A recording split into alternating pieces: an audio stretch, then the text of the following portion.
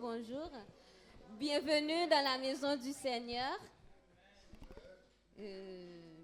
C'est une joie, c'est un privilège de pouvoir être dans la maison du Seigneur. Je vous demande de vous laisser guider par le Saint-Esprit.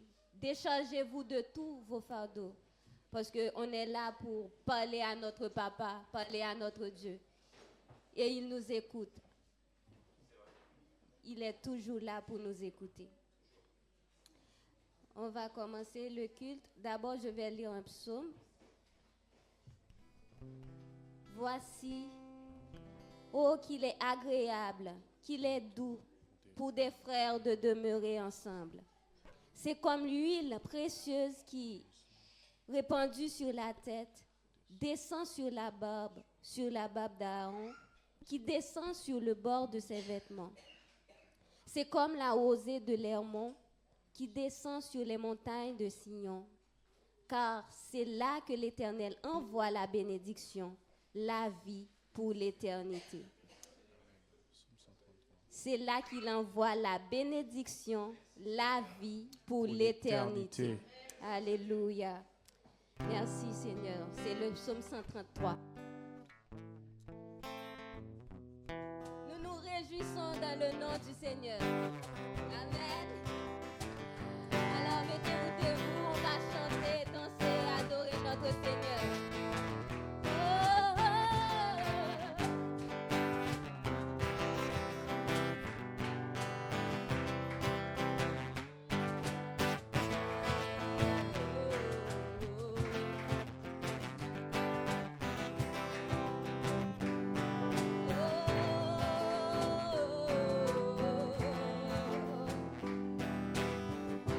Je veux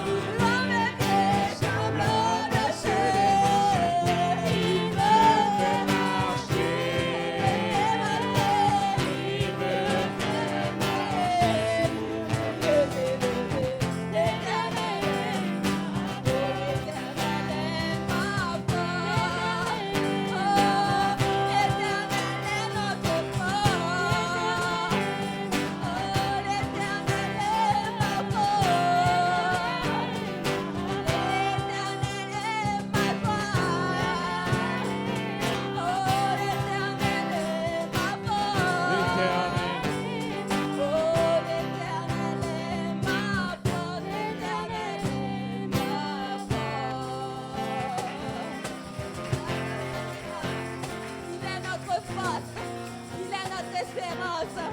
Il est notre victoire. Il est notre Dieu. Béni soit le nom de notre Seigneur Jésus. Alléluia.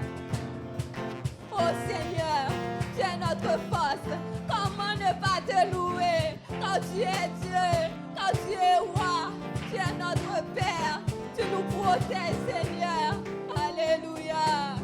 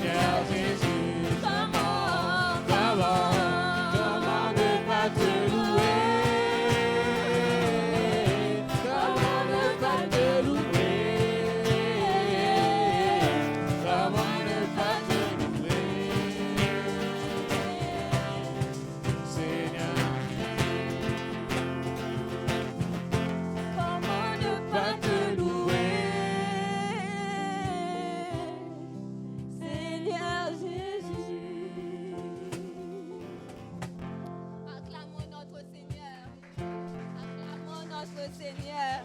Nous avons 1000 raisons, des millions de raisons pour l'adorer. Nous ne devons pas être ingrats. Nous devons l'adorer, louer pour ce qu'il est. Béni soit ton nom, Seigneur. Alléluia. Alléluia. Alléluia. Béni soit ton nom, Seigneur.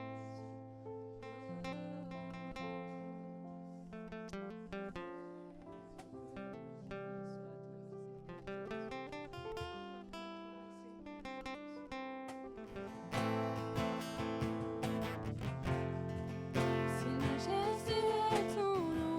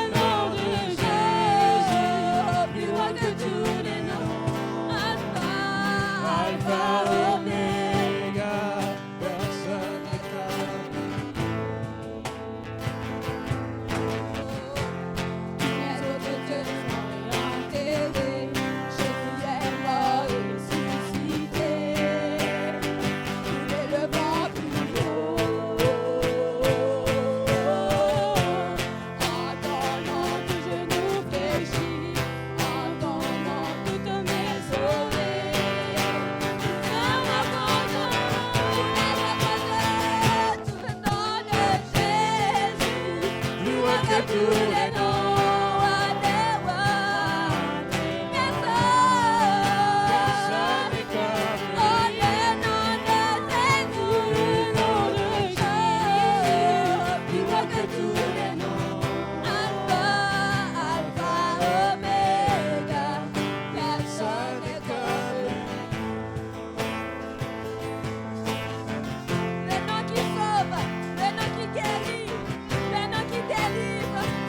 Qui donne la victoire, le nom qui console, le nom qui pardonne, c'est le nom de mon Jésus. Oh, Jésus,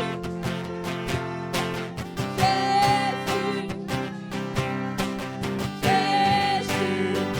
Oh, Jésus, Jésus, Jésus. Le nom qui bénit,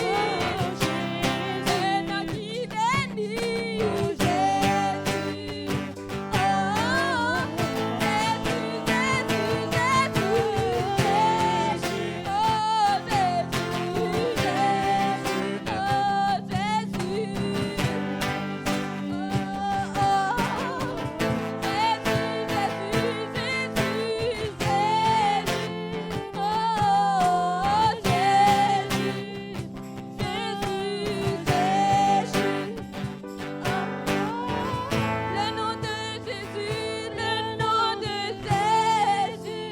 Plus grand que tous les noms, whatever, personne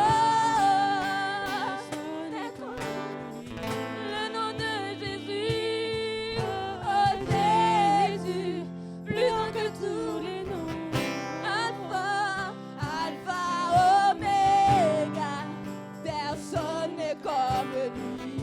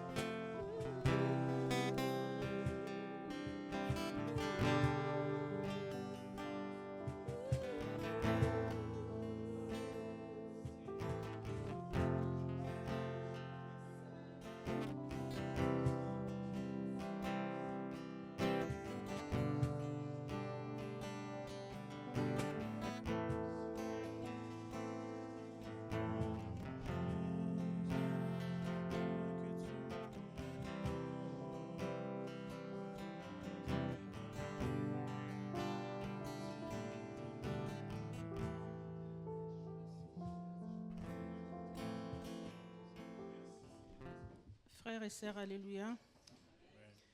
Nous sommes réjouis dans la présence du Seigneur. C'est tellement merveilleux que quoi dire de plus? On est tellement bénis, on est tellement dedans, oh là là, on est en plein milieu. Moi, je ne sais pas comment vous sentez les choses, mais moi, waouh! Ce matin, c'est ce matin. Je parle en africain là. Hein? Ce matin, c'est ce matin. Ça veut dire que bon, il y a quelque chose qui est là. Bon, la Sainte Seine. Tout a été dit, tout a été accompli. Nous avons les évangiles qui nous relatent la Sainte Seine. Mais nous avons notre évangile dans nos cœurs qui nous relate notre Sainte Seine. Où en sommes-nous par rapport à la Sainte Seine? Dans l'Ancien Testament, nous avons des promesses. Dans le Nouveau Testament, nous avons reçu tout ce que Dieu a promis dans l'Ancien Testament. Je vais dans Ésaïe 25. Le Seigneur prépare un repas de fête pour tous les peuples. Sur la montagne de Sion, le Seigneur de l'univers préparera pour tous les peuples un repas de viande grasse arrosé de bon vin, un repas de viande tendre et grasse et de vin pur. Sur cette montagne, il enlèvera le voile de deuil qui enveloppe tous les peuples, le drap des morts qui couvre tous les pays. Il détruira la mort pour toujours, le Seigneur Dieu, essuiera les larmes sur tous les visages, dans tous les pays. Il enlèvera la honte de son peuple. Voilà ce que le Seigneur a promis. Le Seigneur sauve son peuple. Voilà. Le Seigneur nous a sauvés. La Sainte Seine, Marc, Matthieu, ils ont écrit dans la Bible comment les choses se sont passées. Aujourd'hui, nous sommes dans cette réalité. Que chacun s'approche de cette Sainte Seine avec son cœur, avec la promesse réalisée, avec ce que chacun de nous a reçu de cette victoire. Nous avons la victoire. Nous avons tout gagné. Et qu'est-ce que nous avons à remettre à Jésus-Christ de cette victoire? Parce que lui, il a déjà tout donné. Il nous a enseigné, il nous a rapprochés de lui. Mon frère, ma sœur, qu'est-ce que tu attends pour être au pied de Jésus-Christ? Qu'est-ce que tu attends pour suivre ce que Jésus-Christ te dit? Qu'est-ce que tu attends pour mériter cette grâce, cette fidélité, cet amour? Tout ce qu'on a dit là, il sauve, il guérit, il relève, tout le verbe de la terre. Bon, je vais demander à Daniel et à Estelle de me rejoindre et on va distribuer la Sainte Seine. Et nous allons la prendre. Ça sera notre communion, tous ensemble, et nous sommes dans le même chemin vers notre Jésus-Christ. Amen. Daniel remercie pour le fruit de la vigne. Estelle remercie pour le pain qui représente le corps de Jésus-Christ. Oui, Seigneur, ce n'est pas qu'un repas, Seigneur. C'est ce que tu nous dis de faire, Seigneur. Faites ceci jusqu'à ce que je revienne, Seigneur.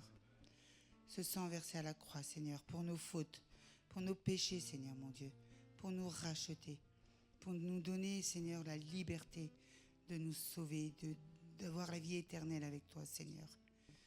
Bénis-nous, Seigneur, à travers ton sang, Seigneur, mon Dieu. Bénis-nous, Seigneur, et purifie-nous, Jésus. Amen. Seigneur, merci pour ton corps que tu as sacrifié. Merci Jésus parce que sans ton sacrifice, on ne serait pas racheté, Seigneur Dieu. Pour tous nos manquements, pour tous nos fautes, pour tous nos péchés. Seigneur, tout ce qui est honte, quand on revient à toi, Seigneur, tu l'enlèves. Il n'y a pas de honte avec toi, Jésus. Comme le fils prodige, tu ouvres tes bras, Seigneur, à celui qui revient vers toi, Jésus. Merci parce que c'est grâce à la crucifixion, Seigneur Jésus, mais tu es ressuscité, tu es le roi des rois, Seigneur. Tu es Seigneur des seigneurs et mes mots sont trop petits pour dire ta grandeur. Dans nos vies, dans notre église, Seigneur Jésus, je te remercierai jamais assez de m'avoir retendu la main ce jour-là, Jésus. Je te demande de bénir tous mes frères et sœurs ici présents, Seigneur Dieu. Que tu nous montres que tu es un Dieu de pardon, Jésus.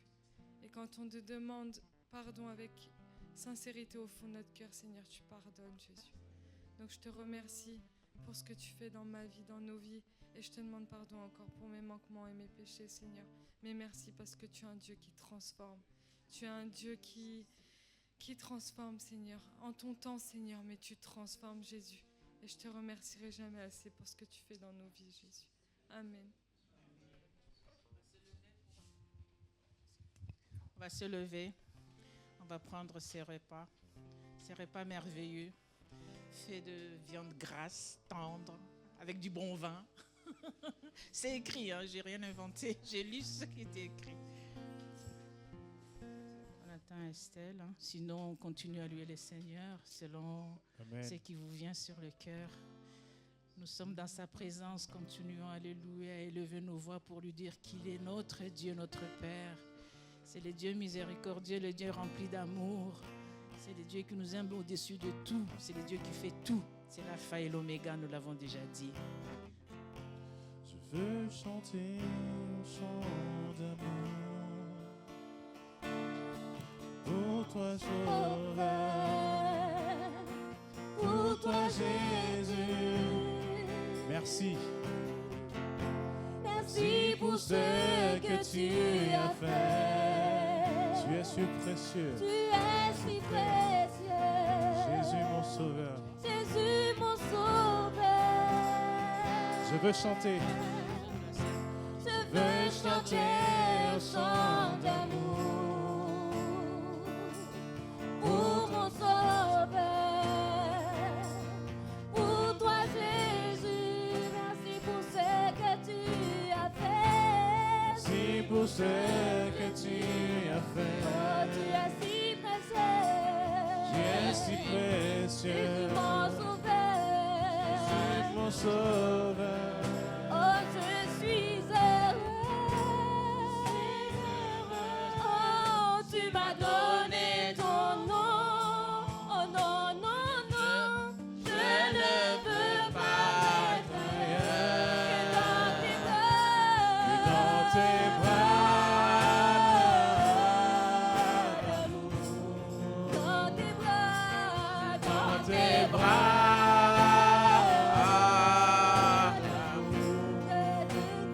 Tout près de toi, Entre ton cœur, Dans tes bras d'amour, je veux chanter un chant d'amour pour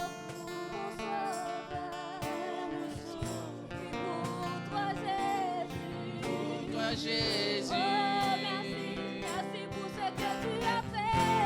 merci pour ce que tu as fait.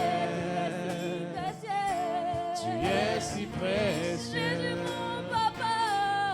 Jésus, mon Oh Sauveur. oui, je suis heureux. Oui, tu m'as donné ton nom.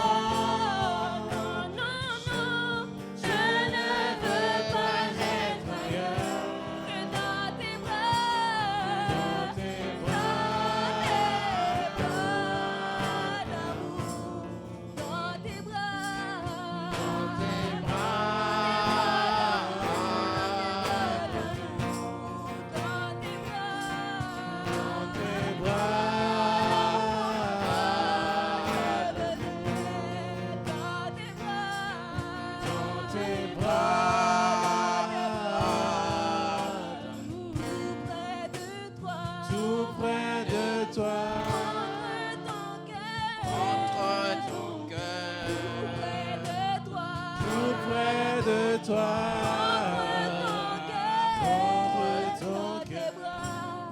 Dans tes bras.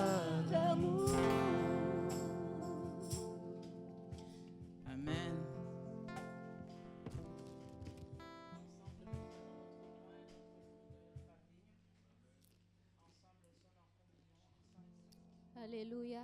On va reprendre le chant pendant que les paniers de 10 et de offrandes vont circuler. Amen. Amen. Apportez dans la maison du trésor toutes les dîmes et les offrandes. Amen. Ah oui, il y a aussi, désolé.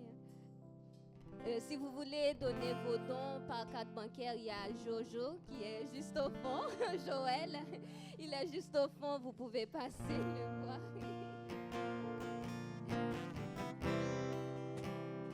Je veux chanter. Je veux chanter ce chant d'amour pour mon Sauveur, pour toi Jésus. Merci, Merci pour ce que tu as fait. Tu es si précieux. mon sauveur. Jésus mon Sauveur. Je suis heureux. Oh, tu m'as donné ton nom. Moi qui n'étais rien, je ne veux pas être que dans tes bras. Oh, dans tes bras d'amour, dans tes bras d'amour, Dans tes bras d'amour, dans tes bras d'amour. tout près de toi, Tout près de toi. contre ton cœur, Contre ton cœur. tout près de toi, Tout près de toi. contre ton Contre ton cœur. dans tes bras d'amour.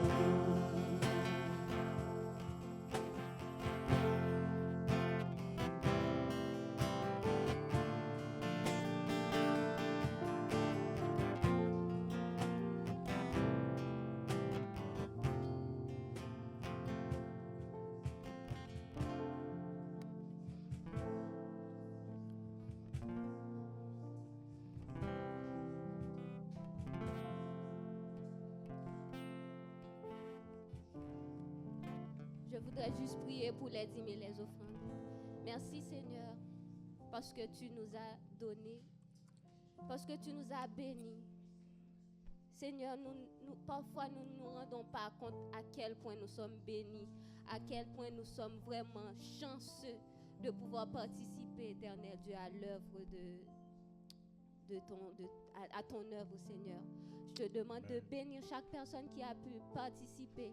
Et je te demande aussi, Père, de pouvoir à ceux qui n'ont pas le moyen et qu'à l'avenir, ils pourront participer, Éternel Dieu. Nous te rendons gloire, honneur, que toi seul mérites, Seigneur. Bénis et bénis encore. Je prie dans le nom de Jésus. Amen. Merci Seigneur, gloire à Dieu. Je vous invite à prendre place. Le Seigneur est bon, n'est-ce pas? C'est pas très convaincant. Le Seigneur est bon, n'est-ce pas? Merci Seigneur. Est-ce qu'on peut tous s'accueillir chaleureusement ce matin, s'il vous plaît? Merci, bienvenue à chacun. Bienvenue. Bienvenue. Certains sont là pour la deuxième fois, troisième fois, d'autres les habitués, d'autres reviennent de vacances, d'autres sont là de retour. Bienvenue à chacun d'entre vous. Le Seigneur est là. Et c'est lui la star de ce matin. Amen. Cette semaine, nous avons changé de fournisseur d'accès à Internet dans l'église. 2 opérateurs sont venus installer le matériel, connecté à la fibre, tout ça. Et puis, l'un d'entre eux, je regarde s'il n'est pas là ce matin, il s'appelle François. Et quand il est entré dans l'église, dès qu'il est entré dans le bâtiment de l'église, il dit « Ah, c'est quand même bien chez les évangéliques. Hein. C'est mieux que chez les catholiques. » Je ne critique pas, hein, je le cite, hein, on est d'accord. Hein. Ok. Donc je dis, vous avez l'air de bien connaître les évangéliques quand même. Il me dit, vous savez, moi je suis ouvert à tout, moi je crois en Dieu, moi je crois qu'il existe un seul Dieu, et je crois que en fait on devra lui rendre des comptes et qu'on doit vivre en respectant ce qu'il attend de nous. Mais vous avez tout compris, monsieur, en fait, vous avez tout compris. Et puis pendant que son collègue travaillait, lui à un moment donné il s'assied, donc il n'y avait que eux deux et moi hein, dans l'église à ce moment-là, il s'assied. Et je pensais qu'il avait besoin d'une table pour travailler, pour faire ses connexions, tout ça. Je lui ai proposé une table. Il dit non, mais moi, je m'assieds juste pour sentir l'ambiance, en fait.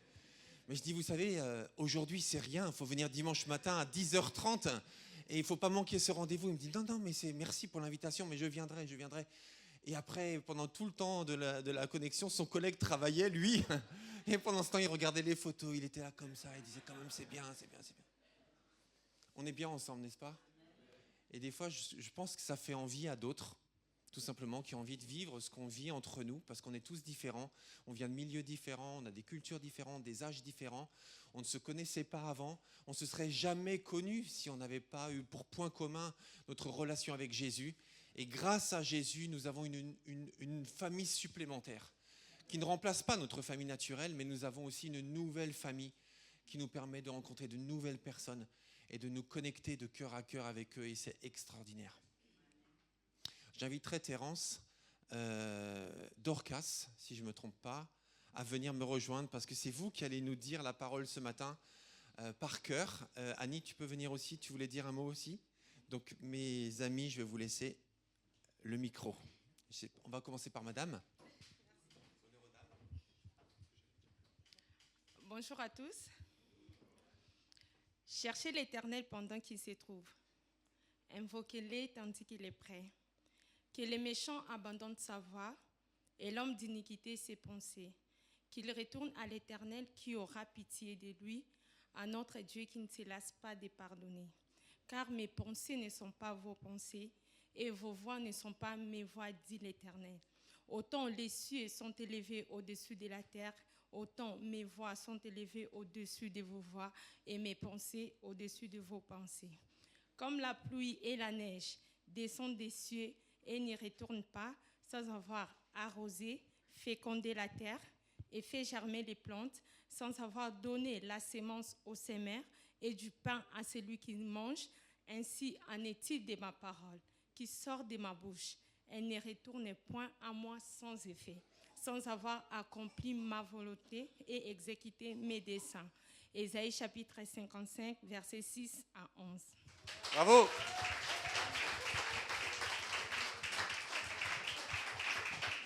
Bon, déjà, j'espère que vous allez bien par la grâce de Dieu.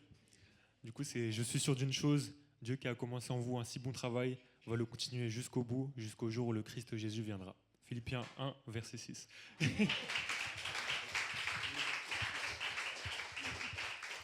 Alors, moi, je ne suis pas dans les compteurs ce matin, mais c'est incroyable comment... Vous pouvez rester là. Hein, comment Dieu fait... Ah, pardon, comme vous voulez. Ouais, mais en tout cas, c'est très, très lié par rapport aussi au témoignage de Raphaël et puis d'Amélie sur... alors, je reprends juste mon psaume. Ouais, je fais court, pardon, non, je ne vais pas prêcher. Non, mais c'est vraiment, ça m'a vraiment frappé parce que plusieurs ont compté ici, on dit le psaume 23 ces derniers temps, qu'on devrait tous bien connaître parce qu'il est vraiment merveilleux. Mais moi, ce qui m'a frappé ces derniers temps, ces derniers mois même, parce que je l'ai lu dans plusieurs versions et qui confirme vraiment ce qu'a vécu Raphaël avec cette personne, ou Amélie avec nos familles, avec nos parentés, etc. Quand on témoigne par notre vie ou par une parole, dans le psaume 23, il est dit, et aussi le texte qu'a lu Catherine, quand elle dit « Les yeux de l'Éternel sont sur nous ». Et ce verset qui dit aussi que l'Éternel ne dort ni ne sommeille. Toi et moi, on dort, on sommeille. Enfin, on essaye de dormir, mais Dieu ne dort pas, jamais, il ne sommeille. Mais plus que ça, c'est pas juste qu'il est là la nuit, c'est qu'il travaille en permanence, jour et nuit, seconde après seconde, dans la vie de tout le monde, du monde entier.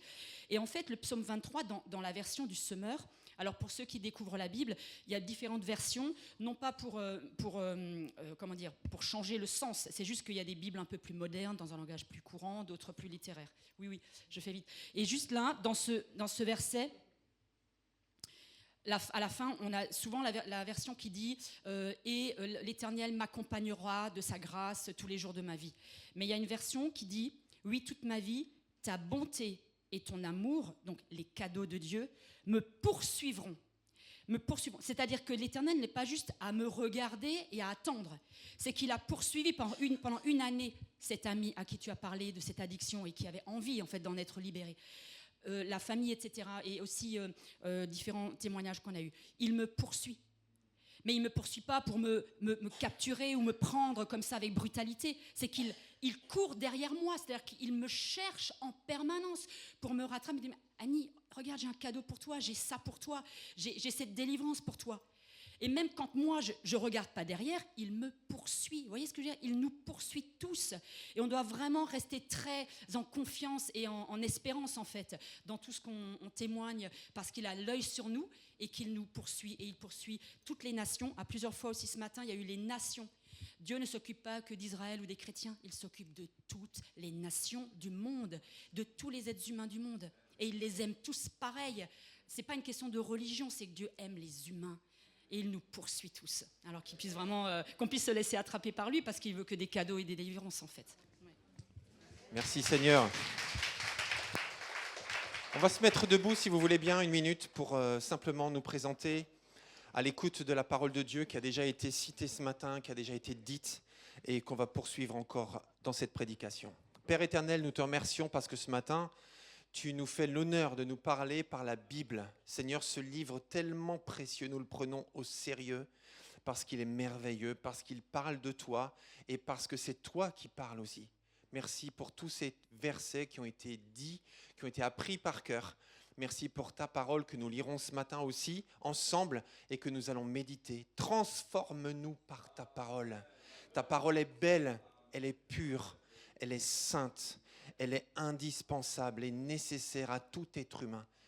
Transforme-nous par ta parole ce matin au nom de Jésus. Et tous ceux qui sont d'accord disent Amen. Amen. Je vous invite à vous rasseoir et je vois qu'il y a beaucoup de gens qui sont d'accord avec ça. Gloire à Dieu. Ok, alors ce matin, nous allons poursuivre et bientôt terminer. C'est Georges qui aura le privilège, Nadège qui aura le privilège la semaine prochaine. Tous les deux qui auront le privilège la semaine prochaine. C'est l'idéal, c'est exactement ce que je souhaitais, mais c'est l'idéal. Donc tous les deux, vous allez clôturer cette série la semaine prochaine, gloire à Dieu pour ça, sur la maîtrise de soi. Et ce matin, nous sommes à notre 6e rendez-vous avec cette série de l'été. Quand on dit série de l'été, parfois ça peut paraître un peu léger, mais ça ne l'est pas du tout. Au contraire, d'ailleurs, on a fait ce choix parce qu'il y a tant de choses à comprendre, à vivre à travers cette série du fruit de l'esprit. Dieu transforme profondément nos cœurs et nos relations. Et c'est ce qu'on voit dans la Bible, dans la lettre de Paul aux Galates. Donc voilà, vous pouvez chercher dans vos Bibles déjà. Vous avez le texte ici, Galates chapitre 5, versets 22 et 23. Alors nous avons eu 4 prédicateurs différents jusqu'à présent et ça va continuer encore. Merci Seigneur pour la diversité des ministères que nous représentons à travers la prédication, mais tous les autres ministères aussi que vous représentez. Et j'aimerais peut-être demander je me permets, Cédric, est-ce que c'est possible pour vous? Vous voyez d'ici ou pas? Regardez, on va faire comme ça. Ah mince, j'ai oublié. Est-ce que c'est possible de mettre le visuel, excusez-moi la technique, où il y a tout l'ensemble du fruit de l'esprit avec tous les... Voilà, merci. Est-ce que c'est possible que vous lisiez juste doucement les différentes facettes du fruit de l'esprit que vous voyez à gauche et à droite? D'accord. Amour, joie, paix, patience, amabilité, bonté, fidélité, douceur et maîtrise de soi. Merci beaucoup. La technique, vous pouvez revenir à l'image de tout à l'heure, s'il vous plaît. C'est tout ça, le fruit de l'esprit. Alors j'aimerais commencer par poser une question ce matin. Comment le Saint-Esprit s'y prend-il pour produire ce fruit en nous? Comment s'y prend-il? Et je vais vous demander de répondre. Le micro va circuler. Est-ce que, Annabelle, tu peux circuler avec le micro si ça ne te dérange pas? Tu es en bout de rangée, c'est l'endroit où il ne faut pas se mettre. Merci à toi. Donc, comment le Saint-Esprit s'y prend-il? Par contre, il faut répondre un peu vite, s'il vous plaît. S'y prend-il pour produire ce fruit en nous? Le fruit qu'on a vu tout à l'heure, donc la bonté, la patience, l'amabilité. Comment s'y prend-il? Vous faites court, hein? Il nous change, il nous transforme. Mais comment? Comment s'y prend-il pour nous changer, nous transformer? Quelqu'un d'autre? Ça te laisse le temps de réfléchir, Daniel. Il met des personnes devant nous, tout simplement. Des situations devant nous, en fait. Ok. Quelqu'un d'autre? Allez, vas-y. Pour la joie, par exemple, il fait déborder la joie de nos cœurs. Moi, c'est quelque chose que j'ai vécu. J'étais très joyeux et je ne savais pas pourquoi. Ok, super. Passe à ta voisine à droite. Parfois par les épreuves aussi. Ok, merci. Il nous rappelle sa parole. Ok, merci. Alors, par les difficultés et les joies de la vie. Ok, merci beaucoup. Là-bas. Oui, quand nous nous laissons, nous lui donnons le temps d'entrer en nous, afin qu'il puisse poser ce fruit. Ok. Ok. Oui, quelqu'un d'autre là, je vois des mains se lever. Ok. Après, on revient vers devant et puis on va s'arrêter. En nous connectant au cœur de Dieu. Mais comment? Comment il nous connecte? D'accord. En fait, c'est... Non, mais je comprends. C'est-à-dire que je voudrais des réponses précises dans le sens des possibilités de comment le Saint-Esprit s'y prend pour produire ce fruit en nous. Dans la prière, dans la louange et l'adoration. Ok. Ta voisine à droite, Nadège. Moi, j'ai déjà vécu plusieurs expériences où, par exemple, quand j'allais pas très bien, j'ai réussi à recevoir la joie en pliant le genou et en appelant le Seigneur. Et là, j'ai reçu la présence du Saint-Esprit. Ok. Donc par la prière, encore une fois, quelqu'un d'autre? Oui. La lecture de la parole, renouvellement de la pensée. Ok, merci. Quand il nous permet de nous émerveiller de ce qu'on a autour de nous, de la création et de tout ce qu'il y a autour de nous. Merci beaucoup. Là-bas au fond, Marine. La patience. Mais comment il nous donne la patience? C'est le sujet, tu vois. C'est pas grave. Merci Marine, merci. Quelqu'un d'autre? Voilà. Ok. Je pense qu'en lui donnant les pleins pouvoirs. D'accord. Et en ouvrant notre cœur à Dieu. Parce que si notre cœur n'est pas ouvert à Dieu, ça ne peut pas passer. Ok, merci beaucoup. Une dernière fois, Daniel, et après, je poursuis, on clôture. Donc du coup, il nous change, il nous transforme par sa parole. Ok. Dans la Bible. Par sa parole, la Bible. Ok, très bien, merci. Merci Annabelle, je vais récupérer le micro. Vous aurez d'autres occasions tout à l'heure. Merci beaucoup.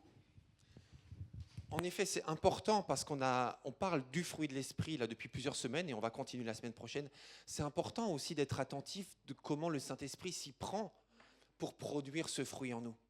Parce que sinon, on peut aussi parfois quitter nos cultes en se disant « c'est bien, c'est une bonne parole, c'est vrai, mais maintenant comment je le vis ?» Mais comment je discerne la façon dont Dieu s'y prend pour produire ce fruit en moi. Donc merci pour vos réponses. La douceur. Un aspect du fruit de l'esprit, Cédric, que tu as dit tout à l'heure, la douceur. On va prendre Galates 5, verset 22. Donc j'ai tenté de trouver un visuel qui parle de douceur. Voilà, on aime, on n'aime pas, mais voilà, la douceur. Galates 5, vous l'avez depuis tout à l'heure, je pense, verset 22. Le fruit de l'esprit, c'est l'amour, la joie, la paix, la patience, la bonté, la bienveillance, la foi, la douceur, la maîtrise de soi. Effectivement, depuis toutes ces semaines, ce verset, on l'a lu et relu. Et aujourd'hui, on va parler de la douceur. Donc je vais prendre une voix douce pour parler de la douceur, parce qu'il faut être cohérent, synchronisé avec le sujet. Nous avons tellement besoin de douceur. Je ne sais pas ce que vous en pensez, mais on est dans un monde difficile quand même. Pas que difficile, hein. Moi je ne suis pas pessimiste du tout, mais ce n'est pas simple. Et encore, on est en France. Mais dans d'autres endroits du monde, c'est tellement plus difficile qu'en France. Pourtant, en France, il y a beaucoup de souffrance, de tas de personnes, nous peut-être, d'autres, et aussi de la souffrance intérieure qui n'est pas toujours proportionnelle à notre contexte, mais qui est du ressenti, de la souffrance ressentie, de l'anxiété ressentie, de la déprime ressentie, de la peur ressentie. Et que ce soit, encore une fois, que ce soit cohérent avec ce qui se passe ou pas par rapport à d'autres pays, le résultat, c'est qu'on a tellement besoin de douceur, tellement besoin de sentir cette douceur, plutôt que la dureté, plutôt que l'agressivité, plutôt que la pression. Mais nous avons tous, et nous, pas que nous, mais le monde entier, tous ceux qui, pour certains, ne connaissent pas encore personnellement Jésus-Christ, ont besoin de douceur. Et c'est pour ça que ce message, on a tellement besoin de vivre nous-mêmes, pour nous-mêmes et d'être des vecteurs pour ceux qui nous entourent de la douceur de Dieu. nous avons tellement besoin... Oui, je viens de le dire, pardon. On va parler d'étymologie. Vous savez, l'étymologie, c'est essayer de trouver l'origine du mot. Alors surtout quand on prend, comme c'est le cas dans cette série, des mots dans un verset, on est obligé de ne pas se tromper et de prendre le mot original. Parce que le mot douceur, c'est déjà une traduction. Donc pour savoir si c'est la bonne traduction, et on n'est pas là pour juger les traducteurs, hein, mais il faut prendre l'original. Donc l'original, c'est un mot grec, praotes. Praotes peut être traduit par gentillesse, par douceur ou par amabilité. Et la meilleure chose à faire, je pense, pour comprendre, pour discerner ce que Dieu est et ce que Dieu fait à travers cette douceur, c'est de prendre les autres passages du Nouveau Testament dans lesquels le mot praotes est utilisé. Et ça nous permet de savoir, en fait, de quoi on parle et qu'est-ce que Dieu attend de nous. Alors on va prendre Tite, chapitre 3, versets 1 et 2. Donc c'est dans le Nouveau Testament de la Bible, vers la fin du Nouveau Testament, vous avez une toute petite lettre de quelques pages qui s'appelle Tite. Donc c'est l'apôtre Paul qui écrit à un jeune chrétien, plus ou moins jeune chrétien, qui a été conduit à la foi par Tite et qui est installé dans une prise en charge d'église locale par l'apôtre Paul. Et il lui donne des tas de conseils. On appelle ça les lettres pastorales. Il y a la lettre de Tite et les deux lettres de... Exactement. Donc les lettres de Timothée et de Tite, c'est ce qu'on appelle les lettres pastorales. C'est les conseils d'un pasteur à d'autres pasteurs sur la façon d'être berger d'église. Berger de troupeau, berger de personnes, bon bref. Rappelle-leur de se soumettre aux magistrats et aux autorités, de leur obéir, d'être prêts pour toute bonne œuvre, pour toute œuvre bonne, de ne calomnier personne, d'être pacifique, conciliant, plein de douceur envers tous les hommes. Qui peut être contre cette recommandation ? Je suis sûr, on va voir des policiers. On lui dit, voilà ce que Jésus attend de nous. Est-ce que vous êtes d'accord ? Ah bah bien sûr, on est d'accord. Si tout le monde était comme ça, on aurait beaucoup moins de travail et beaucoup moins de problèmes. Si on allait voir les avocats, si on allait voir les juges, si on allait voir les ministres, si on allait voir les maires, en leur disant, voilà ce que Jésus demande à chacun de nous chrétiens, mais à l'humanité tout entière. Ce que Dieu demande à travers l'apôtre Paul, puisque ce n'est pas Jésus qui parle. De ne calomnier personne, d'être pacifique, conciliant, plein de douceur envers tous les hommes. Il dirait, nous, on bénit les chrétiens. Nous, on subventionne les chrétiens. Non, je plaisante. On est dans un pays laïque, on ne peut pas faire ça. Mais je pense que si nos gouvernants réalisaient le type de valeurs que nous portons, ils auraient beaucoup moins peur de nous. Ils seraient beaucoup moins inquiets des chrétiens, ils seraient moins méfiants, parce qu'ils sauraient que, oui, il faut encourager ce message-là de ne calomnier personne, d'être pacifique, conciliant, plein de douceur envers tous les hommes. Pas juste envers les chrétiens, pas juste envers les gens qu'on aime bien, mais envers tous les hommes. Ceux qui nous font du bien, ceux qui nous font du mal. Et il n'y a pas de corrélation avec ce que je vais dire après, mais je veux dire aussi envers les personnes athées, envers les personnes d'autres cultures, envers les personnes musulmanes, envers les personnes bouddhistes, hindous, envers tous les hommes, faire preuve de douceur envers tous les êtres humains. Le fruit de l'esprit, c'est ça. C'est laisser l'esprit de Dieu nous transformer par différentes circonstances et personnes et paroles pour que nous soyons nous-mêmes doux avec tous les hommes. On va lire Matthieu, parce que là c'est Jésus qui parle. Matthieu 11, versets 28 à 30. Matthieu 11, versets 28 à 30, donc toujours dans le Nouveau Testament de la Bible. Et là c'est toujours le mot praotes qui est utilisé quand il est parlé de douceur dans Tite. Et maintenant, quand c'est Jésus qui parle, il utilise le même mot grec, praotes, le fruit de l'esprit. Matthieu 11, versets 28 à 30. « Venez à moi, dit Jésus, vous tous qui êtes fatigués et courbés sous un fardeau, et je vous donnerai du repos. Acceptez mes exigences et laissez-vous instruire par moi, car je suis doux et humble de cœur. Vous trouverez le repos pour votre âme. En effet, mes exigences sont bonnes et mon fardeau léger. » Jésus dit, je suis moi-même doux et humble de cœur. C'est pour ça que, rappelez-vous ce qu'on avait dit il y a quelques semaines, en fait, c'est que le fruit de l'Esprit, c'est l'Esprit de Dieu qui œuvre en nous afin que nous ressemblions à Jésus. Ça veut dire qu'il nous permet d'être comme Jésus, d'être doux comme Jésus, d'être praotès comme Jésus, parce que Jésus lui-même est doux. Et c'est pour ça que la douceur fait partie du fruit de l'Esprit, parce que c'est justement Jésus qui est doux. Et comme en tant que chrétiens, nous sommes appelés à ressembler à Jésus, le fruit de l'Esprit, c'est la douceur. Alors le but du Saint-Esprit est de produire la douceur de Jésus en nous. La douceur de Jésus en nous. Vous avez vu, quand même, il est parlé ici, dans Matthieu 11, de la douceur, mais de l'exigence de Jésus aussi. Jésus n'est pas que doux, Jésus c'est pas un bisounours, Jésus c'est pas un chamallow, Jésus c'est pas une barbe à papa, vous comprenez? Il y a aussi des exigences, parce qu'il parle de « venez à moi, je vous donnerai du repos, acceptez mes exigences et laissez-vous instruire par moi, donc soumettez-vous à moi ». Pourquoi? Parce que je suis doux et humble de cœur. En fait, Jésus nous dit, ne vous soumettez pas à des tyrans, ne vous soumettez pas à des gens toxiques, mais soumettez-vous à moi, parce que moi, je suis doux et humble de cœur. Mon fardeau est léger. Donc, soumettez-vous à moi, dit Jésus, parce que mon fardeau est léger. Il y a un fardeau, il y a un joug, il y a une contrainte, mais c'est une contrainte supportable, parce que je la porte avec vous, parce que j'avance avec vous, parce que je suis doux et humble de cœur. Il y a quelque chose de très important, mes amis, c'est qu'on parle du fruit de l'esprit. Vous avez remarqué? On ne parle pas des fruits de l'esprit.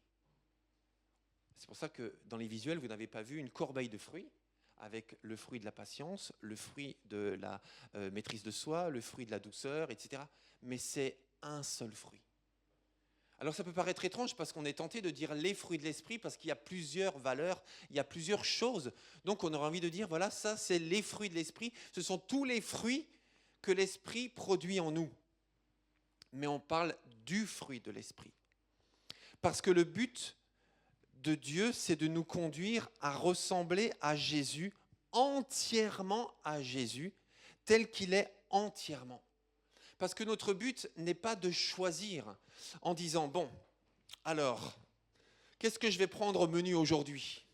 Alors, la paix, oui, la paix c'est bien, parce que la paix, j'en ai besoin. Et la paix c'est bien parce que j'aime pas quand il y a des conflits. Par contre, la patience, ça ne m'intéresse pas parce que j'aime pas quand les choses traînent. Donc il faut que tout aille vite et tout de suite. Donc je prends la paix, c'est bien. Par contre, je ne prends pas la patience. Donc au menu d'aujourd'hui, je prends la paix. Je prends la joie parce que j'aime bien rire. J'aime bien m'amuser. Donc je prends la joie, même si ce que je viens de dire, c'est très réducteur. Alors je prends la fidélité parce que la fidélité, c'est important. Par contre, la douceur, moi j'aime bien être un peu cash. Donc je ne prends pas la douceur. En fait, on pourrait chacun trouver son format. Je ne parlais pas de moi à l'instant, vous comprenez, hein? J'imaginais juste quelqu'un qui vient face à ça et qui pense que c'est un menu et qui choisit comme au restaurant en disant, voilà, je vais prendre ça, mais pas ça, je vais prendre ça, mais pas ça. Et c'est pour ça qu'on ne parle pas des fruits de l'esprit, mais du fruit de l'esprit. Parce qu'on doit tout prendre. C'est un ensemble qu'on ne peut pas dissocier. Donc ce n'est pas le menu de l'esprit, mais c'est le fruit de l'esprit. Donc voilà tout ce que l'esprit veut développer en nous. Et en tant que chrétien, si tu es chrétien, tu veux entièrement ressembler à Jésus et pas juste un peu. Est-ce qu'il y a un chrétien qui peut dire amen à ça? Si tu es chrétien, tu veux ressembler entièrement à Jésus et pas juste un peu. On est d'accord ou pas? On est d'accord. Mes amis, Jésus était doux. Jésus a dit, je suis doux et humble de cœur. Jésus était doux, mais Jésus n'était pas que doux. Alors il était aussi amour, joie. Il est toujours amour, joie, paix, amabilité. Il est tout ça. Jésus est l'agneau de Dieu. Et Jésus est le lion de la tribu de Juda. Il est les deux en même temps. Et je vous invite à relire l'Apocalypse, parce que dans l'Apocalypse, c'est flagrant. Dans l'Apocalypse, c'est un livre merveilleux, rempli rempli d'émotions, rempli de contrastes, rempli de force. Et dans l'Apocalypse, nous voyons l'agneau qui est assis sur le trône, l'agneau égorgé, c'est clairement écrit, l'agneau égorgé, qui est assis sur le trône, et c'est le seul qui a été trouvé digne d'ouvrir les 7 sceaux. Le seul qui a été trouvé digne. Et en même temps, il est l'homme, il est la personne qui vient sur un grand cheval blanc avec du feu dans les yeux et une épée à double tranchant qui sort de sa bouche. Le même Jésus est l'agneau égorgé, et en même temps, il est le grand victorieux qui revient pour soumettre les nations. Il est l'agneau de Dieu. Il est aussi le lion de la tribu de Juda. Il est doux, et en même temps, il est très attaché à la vérité, à la justice et à la pureté. Il est tout ça en même temps. C'est pour ça qu'on parle du fruit de l'esprit, parce qu'il est tout en même temps, et encore beaucoup plus que ça d'ailleurs. Alors revenons à cette douceur de Jésus, que le Saint-Esprit veut produire dans la vie des chrétiens. Dans 2 Corinthiens chapitre 10, verset 1, l'apôtre Paul dit « Moi, Paul, je vous adresse un appel par la douceur et la bonté de Christ. » Donc l'apôtre Paul rappelle que Christ est bon et doux et qu'il veut communiquer. Il veut communiquer aux chrétiens avec la douceur et la bonté de Christ. Dans Galates chapitre 6, versets 1 et 2, « Frères et sœurs, si un homme vient à être surpris en faute, vous qui êtes spirituels, redressez-le dans un esprit de douceur. Veille sur toi-même de peur que toi aussi tu ne sois tenté. Portez les fardeaux les uns des autres et accomplissez ainsi la loi de Christ. » Alors vous savez, il y a aussi l'apôtre Paul qui disait dans le cadre des dons spirituels, par exemple, il disait « Gardez ce qui est bon et laissez ce qui est mauvais ». Et Christophe Blom, le pasteur Christophe Blom, quand il était venu ici, il dit c'est dommage parce que souvent dans les églises, on garde ce qui est mauvais et on rejette ce qui est bon.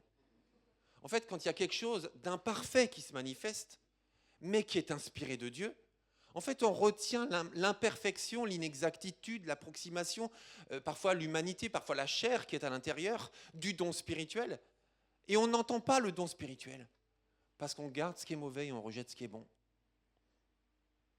Et alors que Paul nous dit, mais gardez au contraire ce qui est bon et laissez partir ce qui est mauvais. Et j'ouvre une parenthèse, en fait, quand il y a eu les obsèques de mon père, il y a 2 semaines de cela, voilà, une relation difficile, une histoire difficile, beaucoup de violence, tout ça. Et puis un reniement aussi, je dis ça pour ceux qui ne connaissent pas, mais je ne veux pas insister là-dessus, mais enfin, ses 2 fils et petits-enfants, il nous a quand même reniés par écrit. Vous voyez le genre de situation. Finalement, Dieu a restauré les choses. Pendant 10 ans, on a pu se refréquenter, on a pu se réconcilier, etc. Et quand on a fait les obsèques, mon frère et moi, on a témoigné voilà, on a apporté un témoignage de ce qui était important pour nous de dire pendant ces obsèques. Et à la fin, dans mon témoignage, j'ai conclu, parce qu'on a été vrai aussi, on a parlé de la vérité, on n'a pas arrondi les angles, on a dit ce qui était. Et on a dit à la fin, j'ai dit à la fin, je veux garder le meilleur et laisser partir tout le reste. Maintenant, il est décédé. Tous les mauvais souvenirs, toutes les mauvaises relations, toutes les mauvaises paroles, ça part maintenant aussi. Je veux juste garder le meilleur. Parce que c'est le meilleur qui nous construit, c'est le meilleur qui nous fait avancer. Et c'est le meilleur qui doit rester. Et lorsqu'il y a une faute, lorsqu'il y a eu une erreur, et là on parle plus que d'une erreur, là on parle d'un mauvais comportement, ce qui peut être parfois grave, eh bien l'apôtre Paul dit, que je retourne au passage, excusez-moi, Galates, excusez-moi, voilà c'est ça, Galates 6.1. Si un homme ou une femme vient être surpris en faute, vous qui êtes spirituels, redressez-le dans un esprit de douceur, pour sa restauration, pour sa reconstruction. Et il rajoute derrière, fais bien attention parce que l'erreur qu'il a faite lui, tu aurais pu la faire toi. Et peut-être même tu vas la faire toi. Alors sois indulgent envers lui, aime-le. Et si ça t'arrivera à toi, tu seras aimé également. Et vous savez, un jour, il y a une femme qui a commis l'adultère avec un homme et qui a été jetée aux pieds de Jésus. Et les pharisiens ont dit, la loi dit, il faut lapider cette femme. Et toi, que dis-tu ? C'était dur. Il faut qu'elle soit lapidée, il faut qu'elle meure. Elle a été surprise en faute, parce que c'est une faute, c'est un péché l'adultère. Que dis-tu? Que fais-tu? La loi dit ça. Mais Jésus a répondu comme un homme doux, comme un Dieu doux, qui est juste, qui n'appelle pas le mal bien et le bien mal. Le péché, c'est le péché. L'adultère, c'est un péché. C'est une mauvaise attitude qui détruit des vies, qui détruit des familles, qui détruit l'amour, qui détruit des relations. Donc Jésus ne pouvait pas dire « c'est pas grave ». Oui, c'est grave. Mais que celui parmi vous qui n'a jamais péché lui jette la première pierre. Il a eu la bonne attitude d'un Dieu doux qui aime les femmes et les hommes qui commettent des fautes exactement comme l'apôtre Paul en parle. Personne ne l'a fait. Ils étaient tous durs, mais ils étaient tous fautifs aussi. Personne n'était parfait. Ils sont partis. Jésus a relevé cette femme. Il lui a dit, je ne te condamne, et tu vois, il ne te condamne pas. Je ne te condamne pas non plus, mais va et ne pêche plus. Le péché, c'est le péché. Mais il a eu l'attitude d'un Dieu qui est doux et humble de cœur et qui cherche la restauration. Être spirituel dans le sens biblique signifie être sous le contrôle et la direction du Saint-Esprit plutôt que celui de nos propres instincts. Nos instincts, c'est parfois la colère. Nos instincts, c'est la vengeance. Nos instincts, c'est ce qu'on a vu il y a quelques semaines. Le fruit de la chair, ça veut dire, c'est nos instincts qui sortent sans Dieu. Naturellement, on réagit comme ça. Mais Paul dit, réagissez avec la douceur de Dieu. Laissez-vous transformer par Dieu pour réagir à la manière de Dieu, à la manière du cœur de Jésus. Éphésiens 4, versets 1 à 3, et je vais lire 2 passages à la suite. Je vous encourage donc, moi le prisonnier dans le Seigneur, à vous conduire d'une manière digne de l'appel que vous avez reçu. En toute humilité et douceur, avec patience, supportez-vous les uns les autres dans l'amour. Efforcez-vous de conserver l'unité de l'esprit par le lien de la paix. Je vous encourage à vous conduire d'une manière digne de l'appel que vous avez reçu. Si nous sommes chrétiens, c'est pour réagir comme des chrétiens. C'est pour manifester le fruit de Christ. C'est pour avoir des paroles de Christ. C'est pour avoir des comportements de Christ. Si nous sommes chrétiens, peut-être on ne l'est pas ce matin, je ne sais pas. Bienvenue en tout cas à ceux qui ne le sont pas, bien sûr. Mais si nous le sommes, il faut qu'on soit alignés avec Christ qui nous anime par son esprit. Colossiens 3, 12, 14. Ainsi donc, en tant qu'être choisi par Dieu, saint et bien-aimé, revêtez-vous de sentiments de compassion, de bonté, d'humilité, de douceur. C'est le même mot grec, de douceur, de patience. Supportez-vous les uns les autres. Et si l'un de vous a une raison de se plaindre d'un autre, pardonnez-vous réciproquement. Tout comme Christ vous a pardonné, pardonnez-vous aussi. Mais par-dessus tout cela, revêtez-vous de l'amour qui est le lien de la perfection. Vous avez vu le nombre de fois où il est parlé d'être revêtu d'eux, d'être habillé. Ça veut dire de déposer un vêtement, un mauvais vêtement, le vêtement de nos instincts, et se revêtir de Christ, se revêtir de l'Esprit de Dieu, se revêtir du fruit de l'Esprit, afin que ce qui sorte de nous vienne de Dieu. Est-ce que vous avez remarqué que dans ces 2 passages, il est clairement parlé de douceur dans les relations? Vous avez remarqué, ce n'est pas douceur. Oui, alors, moi je mets de la crème au jojoba avec de l'essence de chèvrefeuille et je suis doux. Je suis tout doux. J'ai les cheveux soyeux. Ce n'est pas de cette douceur dont il est parlé en fait. On peut avoir la peau de velours et le cœur de crocodile. Vous voyez ce que je veux dire? On peut avoir des cheveux soyeux et avoir des paroles acides. On ne parle pas de cette douceur-là, en fait. On ne parle pas de ça, vous comprenez? On parle de la douceur du cœur. La prévenance. Le plus souvent, praotès est utilisé dans le sens de faire preuve de prévenance, de modération, de calme, d'attention, d'avoir des égards ou de supporter les autres à cause de l'amour. Revenons aux réactions de Jésus. Jésus a enseigné que la douceur était destinée à être une marque essentielle de ses disciples dans l'ère de l'Église. C'est à ça qu'on reconnaîtrait ses disciples. Par leur douceur. Pas que leur douceur, je répète, mais par leur douceur aussi. Et lorsque, dans un village samaritain, les habitants ont refusé d'accueillir Jésus, il y en a 2 qui ont dit, bon, Jésus, on ne va pas se laisser faire, On est chrétien, on n'est pas chrétien. C'est toi le patron, c'est pas toi le patron. On ne va pas se laisser faire. Hein. Seigneur, permets-nous d'appeler le feu du ciel et de foudroyer tous ces mécréants. Je te préviens, tout le monde va parler de nous. Et quand on va arriver dans les prochains villages, on va nous mettre en première classe, on va nous offrir des cadeaux parce qu'il faut que tu sois reconnu comme le roi des rois et le Seigneur des seigneurs. Jésus leur a dit, vous ne savez pas de quel esprit vous êtes animés. Ça ne veut pas dire qu'ils avaient un démon ou que c'est Satan qui les animait. Mais ça veut dire que l'esprit qui les animait, c'était leur propre instinct en fait. C'était la chair, c'était leur colère face au rejet qu'ils avaient ressenti.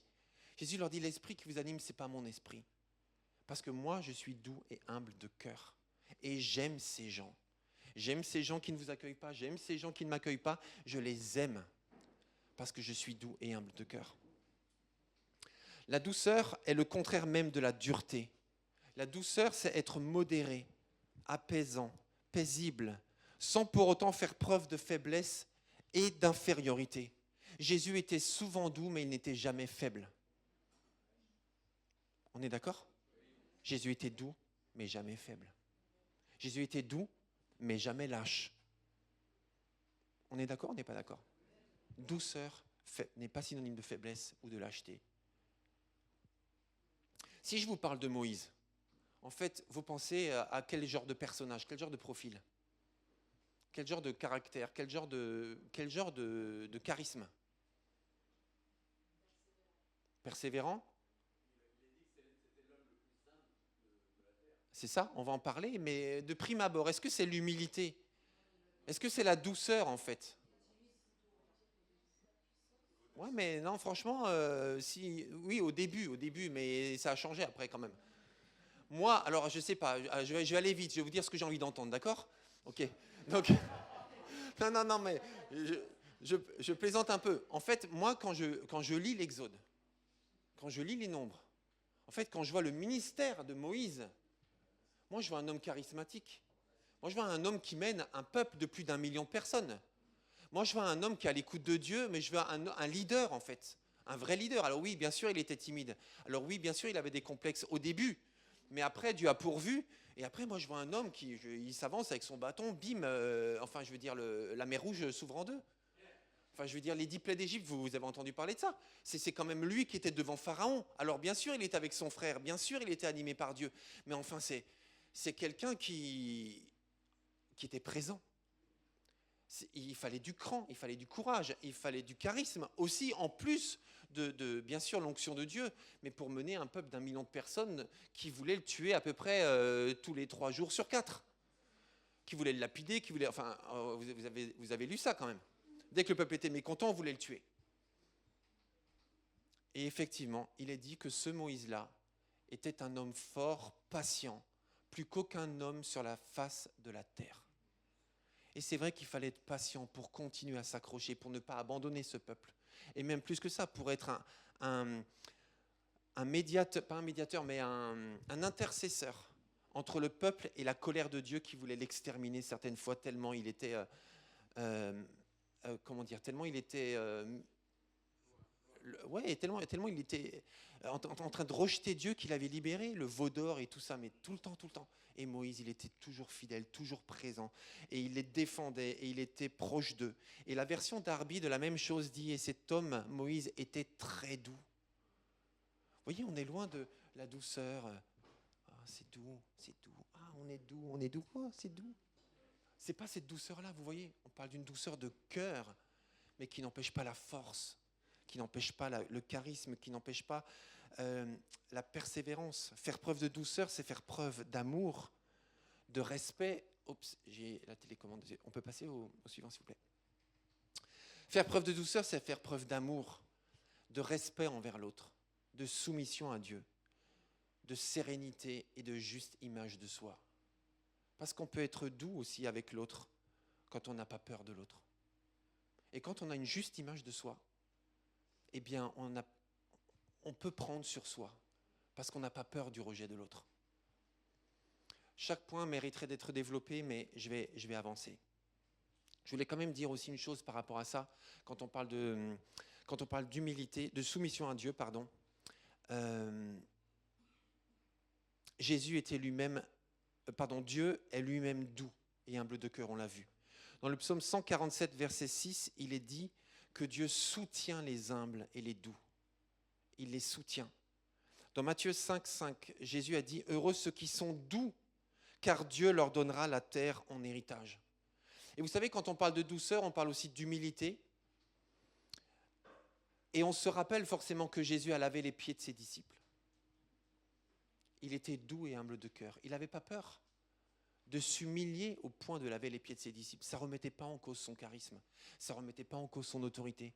Ça ne remettait pas en cause sa puissance. Ça ne l'empêchait pas d'être humble et doux. Pour conclure, grandir en douceur. Comment grandir en douceur dès aujourd'hui ? Alors avant de parler de comment, j'aimerais quand même dire qu'il y a des obstacles à la douceur. Parce qu'on pourrait se dire, oui, ça y est, je vais être doux. Moi, aujourd'hui, j'ai compris, je vais être doux. Jésus est doux et humble de cœur. Moi aussi, merci Seigneur, à partir d'aujourd'hui, je vais être doux. Si c'était si simple. C'est pour ça que je veux prendre 1 minute pour ça. Parce que sinon, on va rentrer chez soi, on va vouloir être doux, mais on ne va pas comprendre qu'il faut aussi supprimer certaines choses de nos vies qui nous empêchent d'être doux. Alors, quels sont les obstacles à la douceur ? Si je ne me débarrasse pas de ces obstacles, ça va être tellement difficile de grandir en douceur. Le stress et la pression. Si on est tout le temps, on le sait tous, si on est tout le temps sous pression, tout le temps stressé, comment on peut manifester de la douceur ? Le moindre truc nous agace, le moindre truc nous énerve. On est impatient parce qu'on est sous pression. Le stress et la pression sont des obstacles. L'orgueil et l'égoïsme. Comment je peux être doux avec l'autre si en fait j'essaye de tout centrer sur moi ? Le manque de patience est un obstacle à la douceur. Les blessures émotionnelles, beaucoup de gens manquent de douceur parce qu'eux-mêmes ils sont encore blessés, ils sont écorchés vifs. Donc ils passent leur temps à blesser les autres parce qu'ils n'arrivent pas à faire autrement, a priori pour le moment. Donc ils ont besoin de guérir intérieurement. Un manque de prise de conscience de notre identité en Jésus. C'est un obstacle si je ne sais pas qui je suis en Jésus. Donc j'aurai du mal à être doux envers l'autre parce que je vais essayer de me défendre, essayer de revendiquer mes droits parce que je ne sais pas qui je suis, je ne suis pas apaisé, je ne suis pas serein. La consommation de certains médias qui cultivent l'agressivité, certaines séries, certains films, certains jeux vidéo, certaines lectures, certaines musiques cultivent notre agressivité. Et donc c'est un obstacle à la douceur parce que je me nourris d'agressivité. Ou alors le manque de maîtrise de soi. En fait, je n'arrive pas à me retenir. On va voir ça la semaine prochaine. Je laisserai Georges et Nadège nous enseigner là-dessus. On manque de maîtrise de soi. Donc quand vient le moment d'être doux, on n'y arrive pas. Donc ça, ce sont des obstacles à la douceur. Je vous invite à prendre ça en photo pour méditer là-dessus. Ensuite, je termine avec ce point-là. Ah mais oui, mais il faut le prendre de vous-même. Ok. Et là, je termine avec le dernier point. Alors, tout le monde n'est pas sur le groupe WhatsApp de l'église, notamment les visiteurs. N'hésitez pas à donner vos coordonnées, votre numéro de téléphone à Sarah. Sarah, lève la main, s'il te plaît, pour qu'on sache qui tu es. Voilà. Donnez votre numéro de téléphone à Sarah. Elle vous rajoutera au groupe WhatsApp de l'église et vous aurez des tas d'infos, des tas. Pas trop non plus, rassurez-vous. On ne veut pas saturer les gens, mais notamment ce visuel, je le mettrai sur le groupe WhatsApp. Alors, après avoir vu les obstacles à la douceur, je termine. Qu'est-ce que je peux faire pour grandir en douceur dès aujourd'hui ? Alors déjà, se dévêtir de ça et se revêtir de quoi ? Alors ça rejoint ce que vous avez dit au tout début, pour vivre, comment le Saint-Esprit nous permet de vivre le fruit de l'Esprit. Ce que vous avez dit là, c'est valable pour la douceur. Voilà. Et là, je vous invite aussi à le prendre en photo d'ailleurs.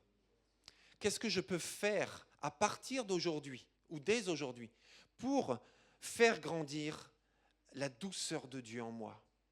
Mais déjà, premièrement, en cultivant ma relation avec Jésus, qui est doux et humble de cœur. Plus je suis proche de celui qui est doux et humble de cœur, et plus je suis moi-même doux et humble de cœur. Aussi, en décidant d'être doux, c'est écrit petit, j'ai pas pu faire mieux. En décidant d'être doux, parce que je ne serai pas doux, si à un moment donné, je ne me dis pas, calme-toi. Tu n'es pas obligé de tout le temps réagir comme ça. Mais fais preuve de douceur. Décide aussi de faire preuve de douceur. en étant conscient de mes propres limites, ce qui va m'aider à être plus indulgent envers l'autre et donc plus doux avec ceux qui m'entourent. Parce que si je suis toujours exigeant, c'est peut-être que je n'ai pas réalisé que moi-même je suis imparfait et que j'ai besoin aussi de réaliser mes limites et mes imperfections pour accepter les limites et les imperfections de l'autre. Aussi en observant, et vous l'avez dit au début, en observant et en imitant les réactions de personnes douces que je connais. Tu as autour de toi des gens qui sont doux par nature. Fréquente-les. Observe-les, comment ils réagissent à certaines situations. Et imite-les. Alors eux, c'est eux, toi, c'est toi, bien sûr. Mais en même temps, laisse-toi influencer par les gens doux qui t'entourent. Aussi en cherchant des occasions de servir les autres avec humilité, en choisissant d'écouter les gens sans chercher à réagir vite, ça fera grandir ta douceur. Juste en étant disponible pour l'autre, en étant un encouragement pour les autres. Utilise des paroles douces et bienveillantes pour soutenir et édifier ceux qui t'entourent. Je termine. Voilà, je vous laisse méditer. Il y a beaucoup de choses à méditer là-dessus, mais prenez le temps chez vous vraiment avec ça et dans la prière, en fréquentant ton église et un groupe de maison, parce que dans ton église et dans un groupe de maison que tu fréquentes ou que tu ne fréquentes pas encore, chacun des membres de cette église et de ton groupe de maison cherche la même chose que toi, à ressembler de plus en plus à Jésus. Donc en fréquentant ton église et ton groupe de maison, tu vas être entouré par des gens qui ont les mêmes objectifs que toi. Et on s'aide les uns les autres à ressembler de plus en plus à Jésus. Est-ce qu'on peut se mettre debout pour terminer par la prière, s'il vous plaît ?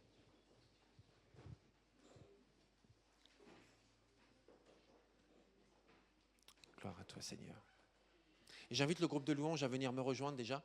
On va terminer avec un dernier chant qui parle de notre identité, si j'ai bien compris, en Jésus. Formidable. Donc venez, n'hésitez pas à venir. Pendant que nous prions, gloire à toi, Seigneur. Seigneur Dieu, Seigneur Jésus, merci parce que tu es l'agneau de Dieu qui ôte le péché du monde. Merci parce que tu es doux et humble de cœur. Seigneur, merci parce que tu nous as sauvés et tu nous as donné ton esprit afin de nous remplir de toi et de nous permettre de te ressembler de plus en plus et de plus en plus et de plus en plus. Alors Seigneur, ce matin, je te prie de nous aider tous à mettre en pratique ce que nous avons compris ce matin. Tu as parlé à nos cœurs, tu as parlé à notre intelligence aussi, tu as parlé à nos émotions. Et tu nous permets, Seigneur, de comprendre et de discerner, de détecter dans quel domaine il nous faut, enfin de quelle manière nous pouvons personnellement progresser dans cette douceur qui vient de toi, dans ce monde qui en a tellement besoin. Seigneur, si vite les boucliers se lèvent dans ce monde, si vite l'agressivité se manifeste. Et dans notre pays, en France, si vite les critiques, le dénigrement, l'agressivité, tout ça se manifeste si vite. Seigneur, pardon pour toutes ces fois où nous avons nous-mêmes nourri le dénigrement. Nous avons nous-mêmes nourri le mépris ou l'agressivité ou le clivage ou la discrimination. Pardon, Seigneur, où nous-mêmes nous n'avons pas discerné que notre rôle à jouer devait être différent. Pardon, Seigneur. Aide-nous, remplis-nous plus que jamais de ton esprit pour que, comme toi, lorsque l'agressivité se manifeste, nous puissions la désamorcer par ta douceur et par ta vérité et par ton respect. Que nous puissions désamorcer aussi la haine par la douceur. Seigneur, nous ne voulons pas être mièvres ou juste insignifiants dans ce monde parce que tu n'as pas été que douceur. Tu as été tout le reste aussi. Mais au moment clé, par ta douceur, tu as pu manifester le divin là où l'humain dominait.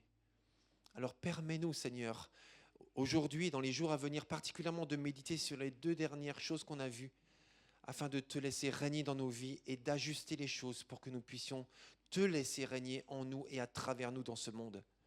Nous voulons être témoins de ta douceur, vecteurs de ta douceur, au nom puissant de Jésus. Et tous ceux qui sont d'accord disent Tous ceux qui sont d'accord disent Amen et Amen. C'est lui qui nous a choisis. Et c'est lui qui peut nous donner la douceur.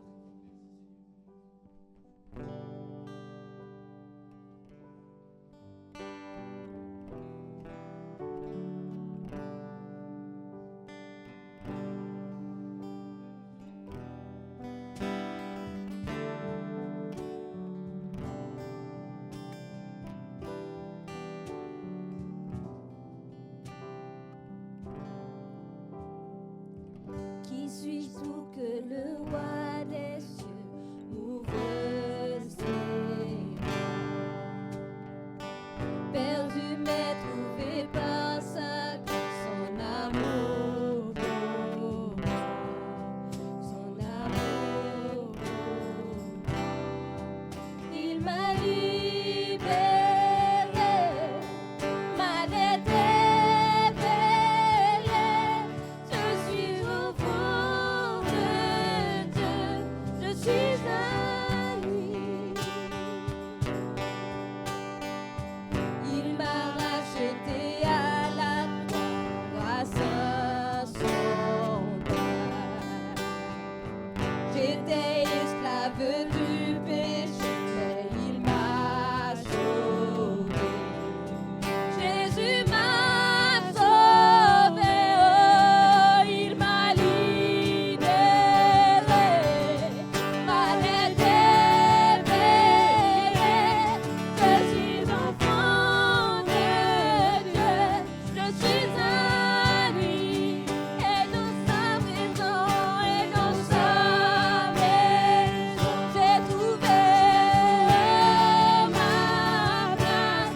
Je suis enfant de Dieu, je suis à lui. Il m'a libéré, il m'a libéré. Ma dette est payée. Je suis enfant de Dieu, je suis à lui. Et dans sa maison, et dans sa maison, j'ai trouvé ma place. Je suis enfant de Dieu, je suis à lui.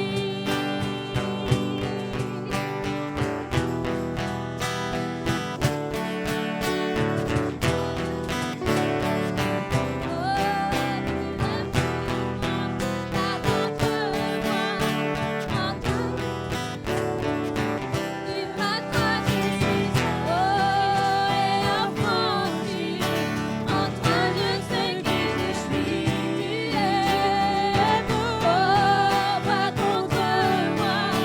En toi je sais qui je suis. En toi je sais qui je suis. En toi je sais qui je suis. En Toi, je sais qui je suis. il m'a libéré. Ma dette est payée. Je suis enfant de Dieu. Je suis à lui. Et dans sa maison, j'ai trouvé ma place. Je suis enfant de Dieu, je suis à lui.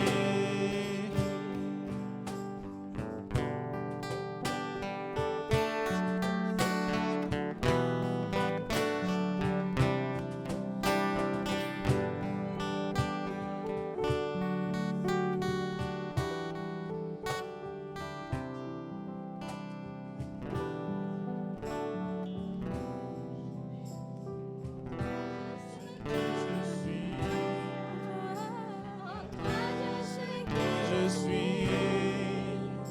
En toi je sais qui je suis. En toi je sais qui je suis.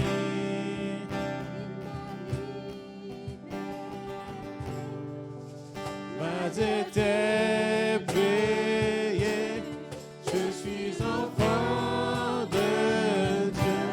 Je suis à lui.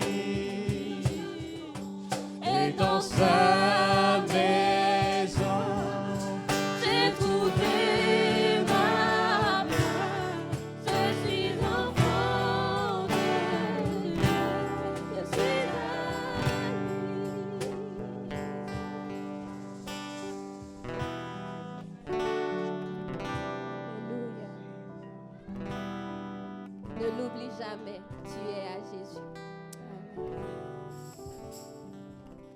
Concernant les annonces, un tableau circule afin que vous puissiez vous inscrire pour le forum des associations. On a 2 stands, celui de l'église et d'À Cœur Ouvert, et il nous manque notamment des volontaires pour le stand de l'église. Cette semaine, la prédication sera donc effectuée par Georges et Nadège. On continuera la série sur le fruit de l'esprit avec la maîtrise de soi. Et le ménage sera effectué cette semaine par Michael et Olivia. Je vous invite à vous lever pour clôturer ce culte. Seigneur, merci de nous avoir gardés toute cette semaine. Merci pour tous les miracles que tu as effectués dans nos vies à chacun, pour nos proches. Et merci parce que parfois c'est des grands miracles qu'on voit et on est là, on témoigne, mais parfois c'est aussi des petits miracles où on ne se rend pas forcément compte, mais ça compte aussi. Et merci pour ça. Merci pour tout ce que tu as à faire pour chacun d'entre nous cette semaine et guide chacun de nos pas et chacune de nos décisions. Au nom de Jésus, Amen. Passez une bonne semaine.